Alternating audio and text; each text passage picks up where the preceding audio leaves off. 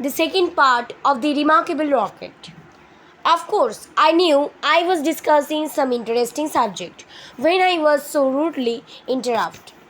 I hate rudeness and bad manners of every kind, for I am extremely sensitive. No one in the whole world is so sensitive as I am. I am always thinking about myself, and I expect everybody else to do the same. That is what is called sympathy. It is a beautiful virtue, and I possess it in a high degree. Suppose, for instance, anything happened to me tonight, what a misfortune that would be for everyone. Really, when I begin to reflect on importance, I am almost moved to tears. If you want to give pleasure to others, cried the Roman candle, you had better keep yourself dry. Certainly, exclaimed the Bengal light. That is only common sense. Common sense indeed, said the rocket indignantly. You forget that I am very uncommon and very remarkable. Why anybody can have common sense, but I have imagination, for I never think of things as they really are. No one here can appreciate an emotional nature. You had really better keep yourself dry, said the fire balloon. That is important thing.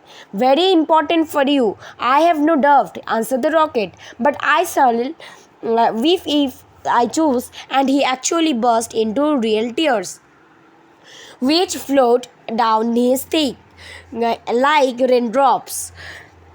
A truly romantic nature, said the Catherine Will, and she heaved a deep sigh. Then the moon rose and the stars began to shine, and the sound of music came from the palace. At the stroke of midnight, everyone came out on the terrace. Let the fireworks begin, said the king.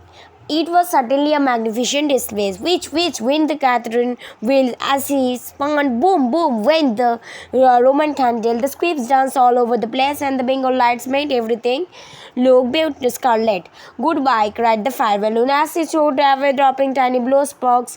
Bang, bang, answered the crackers. Everyone was a great success except the remarkable rocket. He was so damp with crying that he could not go off at all. The gunpowder was wet with tears. All these poor relations soared up into the sky like wonderful golden flowers, blossoms of fire. Fire, hujja, hujja, cried the crowd, and the princess laughed with pleasure. I suppose they are reserving me from some grand occasion, said the rocket. The next day the workman came to put everything tidy. This is evidently our reputation, said the rocket. I will receive them with dignity. He put his nose in the air and frowned severely, but they took no notice of him as they were just going away. One of them caught sight of him. What a bad rocket! He cried and threw him over the wall into the ditch. Second part is complete.